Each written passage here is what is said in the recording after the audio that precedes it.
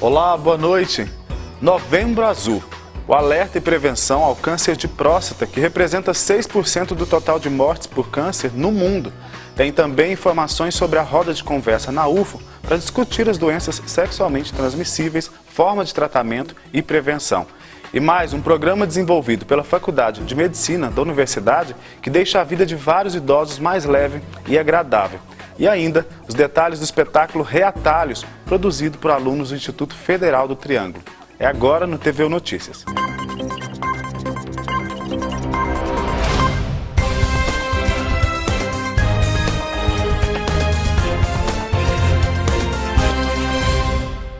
Um programa desenvolvido pela Faculdade de Medicina da Universidade Federal de Uberlândia deixa a vida de vários idosos mais leve e agradável. O grupo participa de diversas aulas. Acompanhe a reportagem. Ao todo são 30 quadros que trazem neles um pouco da bagagem de cada um dos artistas. O trabalho inspira quem o faz e quem vê o resultado final. Estão super empolgados, o projeto é muito bacana, está desenvolvendo esse lado artístico deles que eles não conheciam. Tem uns aqui que nunca pintou na vida, mas tem alguns que já conhecem, já fez outras atividades ligadas a pano de prato, artesanato. E esse projeto vem junto com os projetos das professoras, que é de canto, dança. Então agora integrou esse projeto de demonstração. E eles estão super empolgados, estão muito felizes com o trabalho. Ida tem 71 anos, nem vê o tempo passar quando está em aula. Mudou bastante porque conheci mais pessoas e tive a oportunidade de um leque aberto com muita coisa para conhecimento. São 30 alunos divididos em 2 turmas. As aulas têm duração de 1h30, o suficiente para nascer novos artistas e novas obras. Aos poucos, durante as aulas, as obras vão criando forma, criando corpo. Essa aqui é a dona Edna, ela está fazendo uma obra impressionista. Ela vai contar para a gente um pouquinho do que se trata a obra. Dona Edna, o que a senhora está fazendo? Bom, é uma bailarina estilizada, né? Ela não tem muita definição, uma profusão enorme de cores misturadas. E no final, nós já estamos no final já, em fase de terminando já. As aulas de pintura fazem parte de um programa da Faculdade de Medicina da Universidade Federal de Uberlândia. O Programa de Atividade Física, Saúde e Qualidade de Vida para a Terceira Idade é um programa de extensão. Então, dentro desse programa tem subprojetos. Então, um desses projetos grandes é o UNAT, Universidade Amiga da Terceira Idade. O programa conta ainda com diversas outras atividades. Segunda e quarta o curso é das 8 às 11h30, ele é mais teórico, né? Ele é um pouco voltado mais científico. A parte da tarde eles têm atividades culturais e de atividade física. Então a parte da manhã eles recebem aulas com conceitos de os gigantes da geriatria, pela professora Juliana do curso de enfermagem, saúde bucal, cidade amiga da terceira idade, a automassagem. Então são vários cursos, dá 360 horas só nessas aulinhas de segunda e quarta, das 8 às 11h30. No período da tarde eles têm atividades culturais. Dentro dessas atividades culturais eles têm aula de canto e coral, dança, teatro, pintura e tela e de ginástica para o cérebro. Seu José, por exemplo, se inscreveu interessado em aulas teóricas de anatomia, mas também participa das aulas de pintura.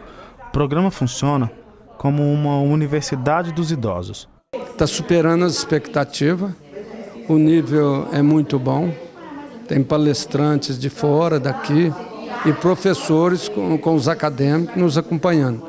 Essa área de lazer, que é a pintura, como tem também dança, esporte, isso é muito gratificante. As próximas vagas devem ser abertas no começo do próximo ano. Para o ano que vem, a gente vai abrir inscrições novamente. A gente coloca no site da UFO, né, nos meios de comunicação, e aí a pessoa vem e faz a inscrição. A gente seleciona a partir de 50 anos, porque para promover um envelhecimento ativo e saudável. Mês de novembro é também de alerta e prevenção ao câncer de próstata, doença que representa 6% do total de mortes por câncer no mundo. Sobre este assunto, Gislene Rodrigues tem mais informações. Olá a todos que acompanham o TVU Notícias. Para saber mais sobre o Novembro Azul e o câncer de próstata, eu converso com o médico urologista Juliano Takayuki. Doutor Juliano, explica primeiro quais são os sintomas do câncer de próstata. Bom, o câncer de próstata é uma doença hoje muito prevalente entre os homens, né? E nós sabemos que na fase inicial da doença, muitas vezes o paciente não tem sintoma algum. O paciente é um paciente assintomático, que tem sua vida normal, trabalha, faz suas atividades físicas, sem sentir absolutamente nada. Por isso que é tão importante, né, o paciente fazer a sua prevenção, as suas visitas diárias. Por outro lado, quando o paciente já está com a doença um pouco mais avançada, o paciente já começa a sentir dores ósseas, ter sangramento ao urinar, né, dificuldade para se locomover, dificuldade em urinar. Então, isso já são sinais de uma doença mais avançada. E quais são os fatores de risco? Bom, os principais fatores de risco para a doença, primeiramente, é o fator familiar, né? Quando o paciente tem alguém na sua família, principalmente parentes de primeiro grau com a doença, pai ou irmão, esse paciente tem uma chance maior de ter a doença. Outro fator de risco importante é o fator racial. Sabemos que os pacientes da raça negra, eles têm em torno de 2,5 vezes mais chance de ter a doença. E, por fim, alguns fatores relacionados com a dieta. Dietas ricas em gorduras, ricas em proteínas, também são outros fatores de risco da doença. No caso, doutor, o Instituto Nacional de Câncer, também conhecido como INCA, estima que essa é a segunda doença que mais afeta o público masculino. Por que o senhor acha que acontece isso? Ainda é a falta das pessoas se informarem, às vezes o preconceito em buscar ajuda médica? Bom, ainda existe, né, um preconceito, um estigma da população masculina em relação a procurar aí o urologista para fazer suas consultas de rotina. Principalmente, né, em relação ao toque retal, que é um dos exames que nós fazemos na hora de fazer a avaliação do paciente. Então, muitos pacientes eles acabam nos procurando numa fase mais tardia da doença, quando os sintomas já estão numa fase um pouco mais avançada, onde o tratamento se torna um pouco mais difícil, né? Então, acho que esse é um dos grandes motivos ainda da doença estar cada vez mais ocorrendo aí entre os homens e cada vez mais levando homens ao óbito, infelizmente. E apenas o exame de sangue PSA já resolve? Infelizmente, para os homens ainda não, né? O PSA é um ótimo exame, ele é um exame de rastreamento, né? Mas infelizmente ele não é um exame 100% eficaz. Sabemos que em torno de 25% de homens com câncer de próstata podem ter um exame absolutamente normal. Por isso que nós sempre lembramos e enfatizamos a importância do toque, porque junto com o PSA são ferramentas importantes para a gente não perder nenhum paciente aí com câncer de próstata.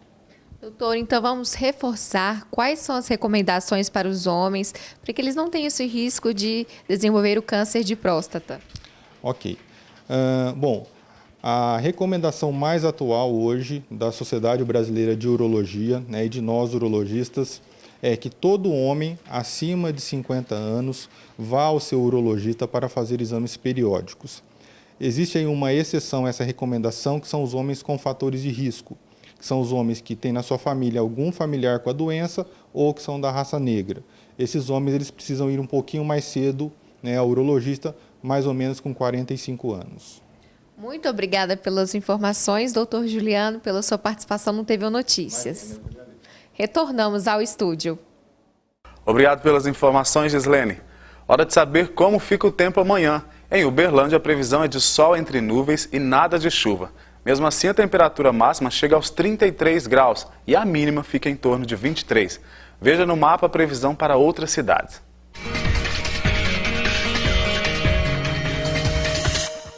Em Monte Carmelo, a temperatura varia entre 23 e 30 graus. Sol entre nuvens, sem previsão de chuva na quarta-feira. Em Patos de Minas, predomínio de sol pela manhã, mínima de 17 e máxima de 32 graus. Em Estrela do Sul, tempo aberto, mínima de 20 e máxima de 32 graus. Em Campina Verde, a temperatura máxima pode chegar aos 32 graus nesta quarta-feira e a mínima 25. Céu parcialmente nublado, sem possibilidade de chuva.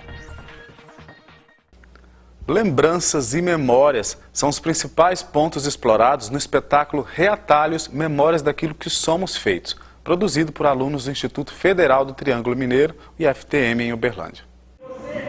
Você não passa de um obsoleto e de um paralítico. Muitos podem até não lembrar, mas em algum momento da vida a gente já foi assim.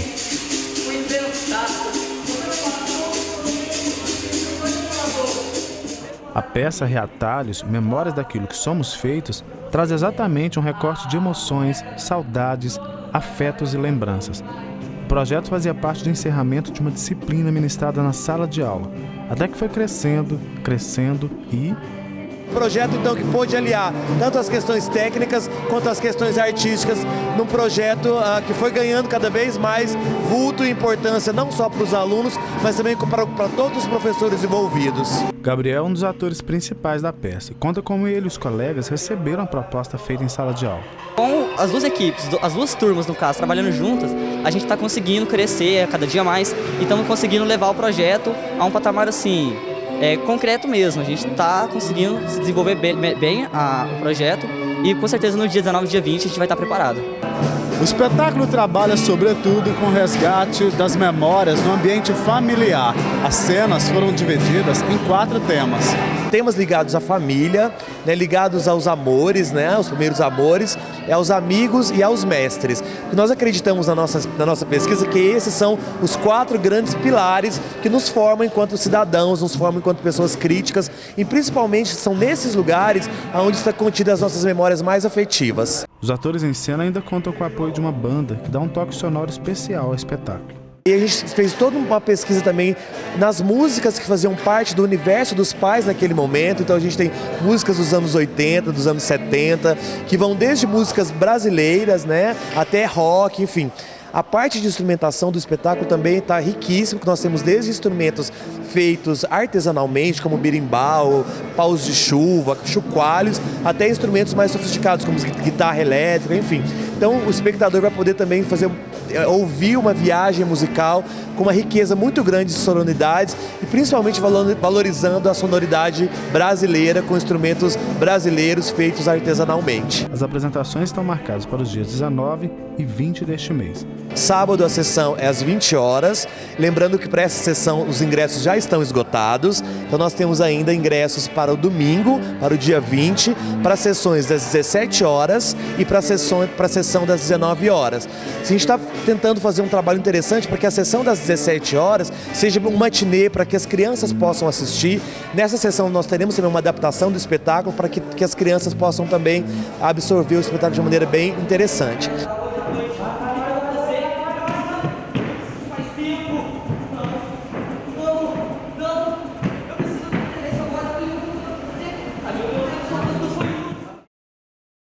Olha, a peça será apresentada nos dias 19 e 20 deste mês.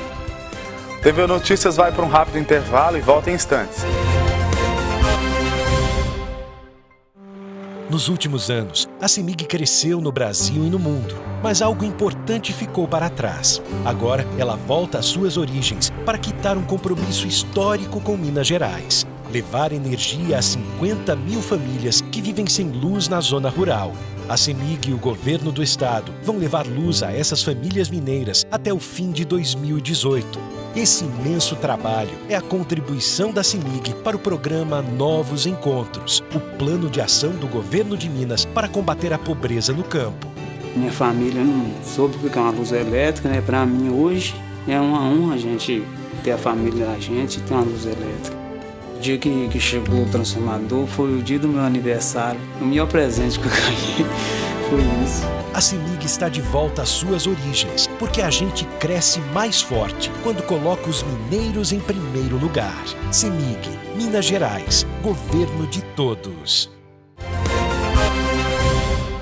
Anote aí as vagas disponíveis em Uberlândia.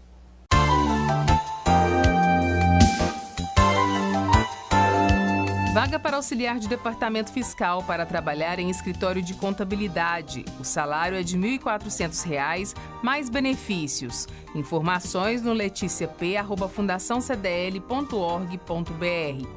Vaga para assistente administrativo para trabalhar em indústria. O salário é de R$ 1.500, mais benefícios. Mais informações cdlestágio@fundaçãocdl.org.br. Vaga de estágio em atendimento para trabalhar em clínica médica. A Bolsa Auxílio é no valor de R$ 704, mais vale transporte. O candidato precisa cursar administração ou áreas afins. Mais informações no consultoria rh@fundaçãocdl.org.br. Vaga de estágio em setor administrativo para trabalhar em escola. A Bolsa Auxílio é de R$ 660, mais vale transporte. Mais informações CDL Estágio 01@fundaçãocdl.org.br. Vaga de estágio em enfermagem. É preciso cursar técnico em enfermagem. A Bolsa Auxílio é de R$ 880, mais vale transporte e insalubridade. É preciso cursar técnico em enfermagem. Mais informações leticiap@fundaçãocdl.org.br. Vaga de estágio em engenharia elétrica, para trabalhar com construção civil e elétrica. O salário é de R$ 880, mais vale transporte e alimentação. Mais informações consultoria rh@fundaçãocdl.org.br.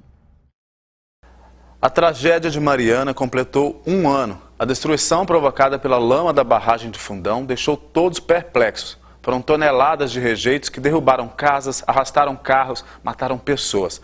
O maior acidente ambiental do país nunca será esquecido. De repente, a hora passou, o mês acabou, o ano se foi. Assim chegamos aqui, 1 ano depois da lama destruidora, 365 dias após aquelas 4h20 da tarde do dia 5 de novembro de 2015, quando a barragem de Fundão se rompeu, levando casas, arrastando gente. Quem estava ali, em 1 minuto, deixou de estar. Um dia congelado no tempo.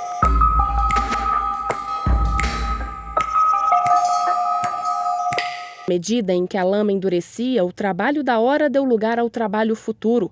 Para alguns, providências rápidas, para outros, nem tanto. Na relatividade do momento, o importante era começar a pensar medidas emergenciais. Nós começamos a atuar no dia 5 mesmo em defesa dos direitos dos atingidos. No dia 6 de novembro, nós já instauramos os primeiros inquéritos civis para poder garantir os direitos dos atingidos. Tomamos os primeiros depoimentos e no dia 8 de novembro nós fizemos uma recomendação à empresa para que ela fornecesse moradia adequada, tirasse as pessoas dos hotéis, dos alojamentos e colocasse em casas e também que fornecesse uma renda mensal às famílias que perderam renda, já que haviam perdido tudo. Uma ação cautelar promovida pelo Ministério Público de Mariana conseguiu bloquear R$ 300 milhões nas contas da Samarco. A chance de um termo de ajustamento de conduta foi rejeitada. Nós tentamos assinar um TAC, no qual a empresa poderia garantir todos os direitos dos atingidos, a indenização e reconstrução das comunidades, e ela se recusou a assinar esse TAC. Então nós ajuizamos uma ação principal, uma ação civil pública, são 345 cartões de auxílio financeiro mensal pagos às famílias de Mariana, uma antecipação de indenização no valor de R$ 20 mil, que é pago também às famílias que perderam sua casa, uma antecipação de R$ 100 mil para as famílias que perderam seus parentes. Em fevereiro deste ano, por decisão do Supremo Tribunal Federal, tanto os 300 milhões bloqueados quanto a ação principal, que garantia os direitos dos atingidos, foram transferidos à Justiça Federal. Mesmo com o processo na Justiça Federal, nós recomendamos à empresa que ela selecionasse 3 terrenos para possível reassentamento das comunidades, principalmente de Bento e Paracatu, onde ela selecionou e houve a votação por parte dos atingidos. Então houve uma participação dos atingidos e eles votaram. Bento Rodrigues escolheu o terreno de Lavoura, que fica a cerca de 12 quilômetros da sede de Mariana, e a comunidade de Paracatu escolheu o terreno da Lucila. Em julho, o STF decidiu que os impactos ambientais ocasionados pela Samarco seriam de competência da Justiça Federal e os direitos humanos da Justiça Estadual. Em setembro, a comarca de Mariana instaurou 105 processos contra o descumprimento da Samarco com relação aos direitos dos atingidos. Desses, 81 foram reconhecidos e 9 aguardam decisão do juiz. A luta das famílias ainda é grande, mas para o promotor, as medidas tomadas até aqui são históricas. Em tragédias como essas, as famílias sempre ficam desamparadas, nunca têm direitos mínimos assegurados e muitas vezes são submetidas a um longo processo judicial de reparação. Em Mariana, nós invertemos essa lógica. Em primeiro lugar, nós garantimos a plena participação dos atingidos. Em segundo lugar, nós quebramos o paradigma de ter que esperar um longo processo judicial para ter algum amparo. Nós fixamos o amparo desde o início. A previsão é que o Novo Bento e a Nova Paracatu fiquem prontos em 2019. Enquanto isso, o meio ambiente sofre uma espera bem maior. A morte de peixes e a contaminação de rios e litorais não podem ser avaliadas em quantias financeiras. O Instituto Estadual de Florestas proibiu a pesca do Rio Doce. Mesmo assim, a mineradora se nega a pagar qualquer uma das 50 multas ambientais aplicadas. A Fundação Renova, criada pela Samarco, alega promover ações socioambientais. Mas, efetivamente, as reparações são lentas e, em alguns casos, apenas o tempo vai dizer. 5 de novembro de 2015, um dia que parece não acabar. O sertão vai virar mar, é o mar virando lama, gosto amargo do Rio Doce, de Regência Mariana.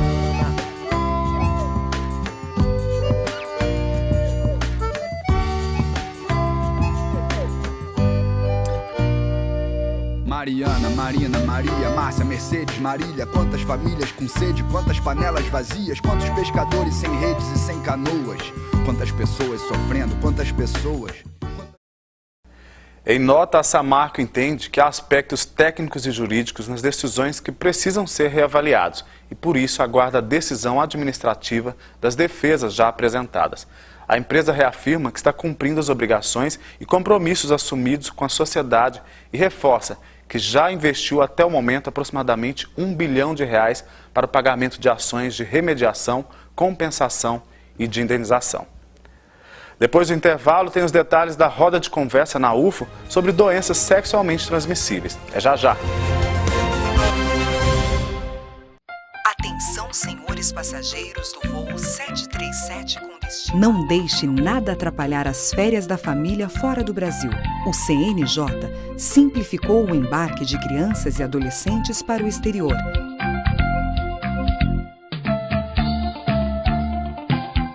Fique atento. Além de passagens e documentos, é necessária a autorização autenticada em cartório. Para viagem internacional, menores de 18 anos precisam da autorização dos pais em 2 vias. O pai ou mãe que não viajar com o filho deve autorizar o embarque por escrito. Criança ou adolescente desacompanhado dos pais precisa ter a autorização com a assinatura dos dois. Acesse o site www.cnj.jus.br/viagem ao exterior. E boa viagem! CNJ, compromisso com você. As doenças sexualmente transmissíveis são uma realidade e requerem atenção não só das políticas públicas, mas de toda a sociedade.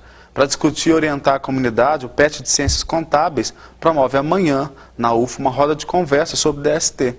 Eu converso com a Denise, ela que é tutora do PET, do curso de Ciências Contábeis da UF. Denise, muito obrigado pela presença. Como que vai ser essa discussão? Como que vão ser desenvolvidas as atividades lá nesse dia? Nesse dia nós teremos a participação da Ana Carolina Trindade, que é assistente social do ambulatório Herbert de Souza, aqui de Uberlândia. Ela vai fazer uma exposição sobre as doenças sexualmente transmissíveis, sobre as orientações que o ambulatório pode oferecer e também sobre os tratamentos. E logo na sequência a gente vai ter a apresentação, a participação de um discente do curso de computação aqui da UFO e contando um pouquinho da experiência dele também. Logo em seguida fica aberto para a participação de toda a plateia. Denise, como que surgiu essa iniciativa, discutir um assunto que é tão importante? Sim, nós temos visto que as doenças sexualmente transmissíveis têm aumentado o número de casos, não somente o HIV, que tinha ficado meio esquecido, e agora está aparecendo novos casos, bastante divulgado isso, como também a sífilis. Nós temos inclusive um aumento de mais de 1000% só aqui no estado de Minas Gerais. Então, isso acabou sendo uma motivação para que a gente discuta esse assunto, não apenas no âmbito do curso de Ciências Contábeis, mas é um evento também aberto para toda a comunidade. Certo. E no ambiente universitário, a gente falando de jovens, por exemplo, existe ainda um certo preconceito, ou na verdade um descuido com relação ao uso de preservativo, né? Sim, o que a gente pode perceber é que a prevenção às vezes fica um pouco de lado. Por mais que nós sabemos da importância, né, da prevenção, me parece que esses momentos assim ficam esquecidos, né, principalmente pelos jovens. Então é uma forma de nós alertarmos também a prevenção, principalmente, e também para os tratamentos, né, no caso daquelas pessoas já acometidas de alguma dessas doenças. E vai ser aberta à comunidade? Quem quiser pode participar? Sim, é aberta à comunidade. Estamos buscando parcerias com outros PETs, também aqui da UFO, da medicina, das ciências sociais, que isso também vem fortalecer o evento. E vai poder ter troca de experiência? Essas pessoas também vão poder interagir? Como que vai funcionar? Exatamente. A proposta é que seja uma roda de conversa mesmo, né? Como, a pessoa pode fazer exposição e também os questionamentos livres, de uma maneira que possam interagir e já tomar conhecimento com pessoas da área, né? E vai ser necessário uma pré-inscrição? Como é que vai funcionar? Sim, as inscrições já estão abertas, podem ser feitas por meio de um formulário eletrônico que está disponível no site do PET, pet.facic.ufo.br e também pelo Facebook no PET Ciências Contábeis. É só fazer as inscrições, haverá a emissão de certificados para todos os participantes. Tem algum custo? Não há custo, o evento é totalmente gratuito. O evento é amanhã, dia 16. Isso, amanhã, dia 16/11, às 16 horas, no auditório B do bloco 5O. Tá ok, muito obrigado pela entrevista, sucesso no evento, viu, Denise? Nós que agradecemos a oportunidade de divulgação. Que bom. Bom, TV Notícia termina aqui, lembrando que as reportagens exibidas estão na página da TV Universitária no Facebook. E se você quiser dar dicas ou sugestões, o nosso e-mail é redaçãotvu@gmail.com. Uma boa noite e até a próxima.